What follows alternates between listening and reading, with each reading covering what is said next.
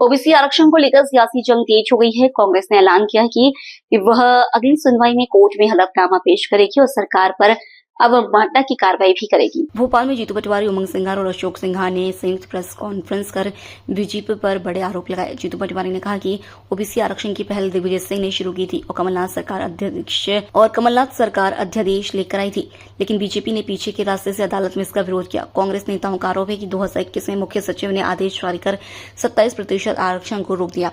वहीं 2023 में 13% पदों को होल्ड कर लिया गया। आरक्षण पर रोक लगाने के लिए 100 करोड़ रुपए फीस के तौर पर खर्च किए गए। यहां तक कि 8 अगस्त को पीएससी ने भी कोर्ट में हलफनामा देकर होल्ड पदों को रोकने की बात कही।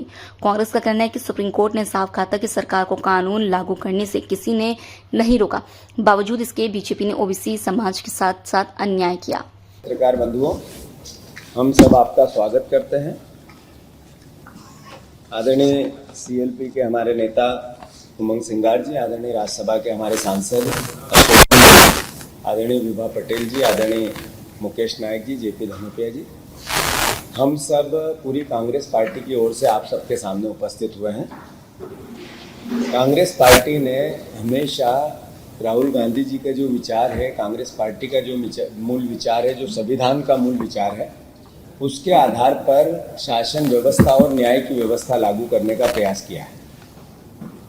ओबीसी के आरक्षण के पक्ष में कांग्रेस पार्टी का दृढ़ संकल्प है। राहुल गांधी जी ने जातिगत जनगणना की बात हो या ओबीसी के आरक्षण का 50% से ज़्यादा केप करने की बात हो, केप को हटाने की बात हो, इसकी कई बार घोषणा की है। कांग्रेस पार्टी ने ही दिग्विजय सिंह जी के शासनकाल में ओबीसी के आरक्षण को लेकर पहल चालू की थी, जो आज से 20 साल 25 साल के बीच की, मतलब 25 साल पहले से कांग्रेस की नीति और नीयत एक जैसी है। साथियों, ओबीसी का जब हमारी 1.5 साल की सरकार आई तो कमलनाथ जी अध्यादेश लेके आए और उसके जरिए 27% आरक्षण का हक ओबीसी समाज को मिले, परिवारजनों को मिले, इसकी शुरुआत की।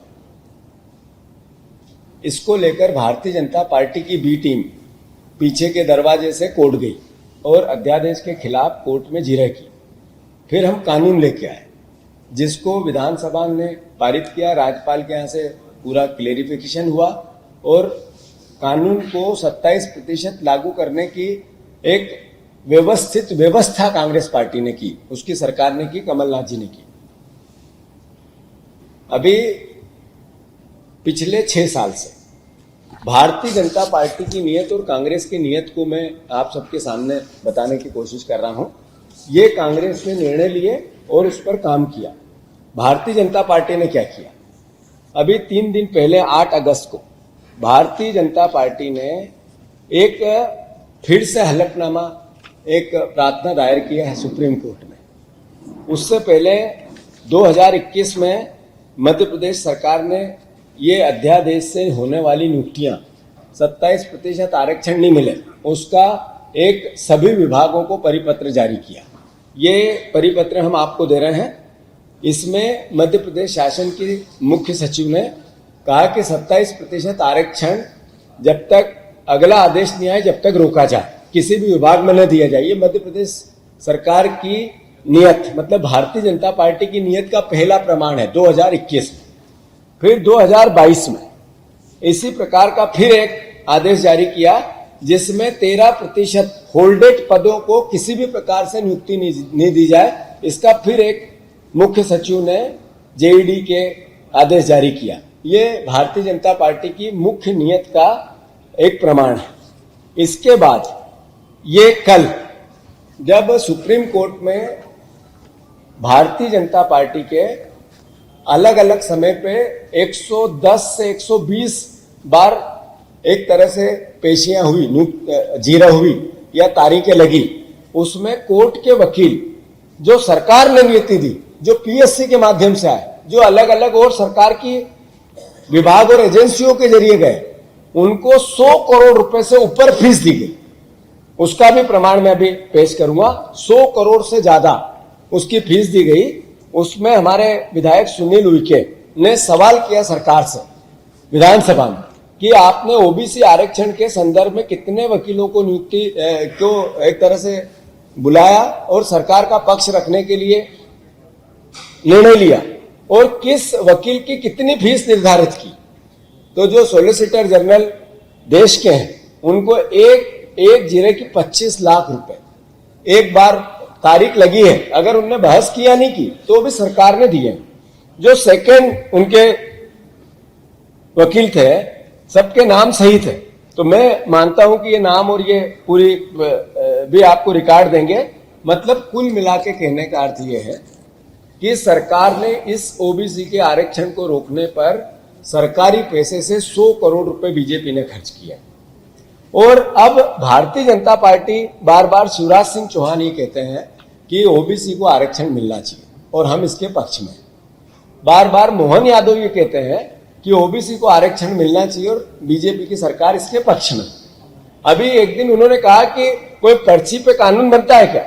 मतलब उन्होंने अपमान किया उन विधायकों का, उन विधानसभा का, राज्यपाल का, और पूरी इन्हीं अधिकारियों ने कानून बनाया था उनका अपमान किया, कार्यपालिका का अपमान किया। मतलब मुख्यमंत्री को इतनी समझ नहीं है कि अगर कानून बना है तो वो विधानसभा से पास हुआ, राज्यपाल ने किया, कानून लागू हो गया, पर्ची पे होता है क्या। तो पर्ची पर कानून बनने को लेकर जिस तरीके से मुख्यमंत्री का बयान था, वो एक तरफ तो ओबीसी वर्ग को के साथ धोखा था, अन्याय था, एक तरफ वादा खिलाफी थी और दूसरी तरफ पूरी व्यवस्था का अपमान था। अभी 3 दिन पहले पीएससी की तरफ से अनुराधा मिश्रा ने 8 अगस्त के दिन सुप्रीम कोर्ट में हलफनामा दिया है और एफिडेविट के साथ उन्होंने कहा है सीधे कि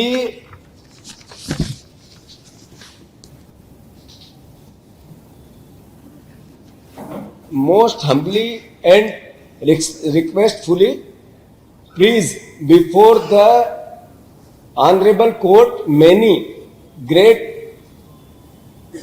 gratefully you please to dismiss this petition with present। मतलब कौन सी पिटीशन। एक तरफ कांग्रेस की तरफ से, ओबीसी समाज की तरफ से मनु संघवी जी पेश हुए और उन्होंने कहा कि 13% के जो होल्डेड पद है उनको कंप्लीशन दिया जाए, मतलब उनकी नियुक्तियां दी जाए। ये पीएससी ने सरकार के द्वारा एजेंसी है, उसने हलफनामा पेश किया है, उसने एफिडेविट पेश किया और ये कहा अनुराधा मिश्रा उनकी पीएससी की तरफ से वकील थी और उन्होंने कहा कि ये पूरे होल्डेड पद रोके जाए। ये एक तरह से सरकार के असली चेहरे को बताते हैं। ये मैं आप सबके सामने पेश करेंगे।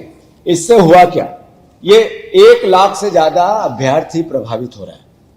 पीएससी के 10,000 से ज्यादा अभ्यर्थी जो इनकी नियुक्तियां होनी थी वो प्रभावित हो रहे हैं।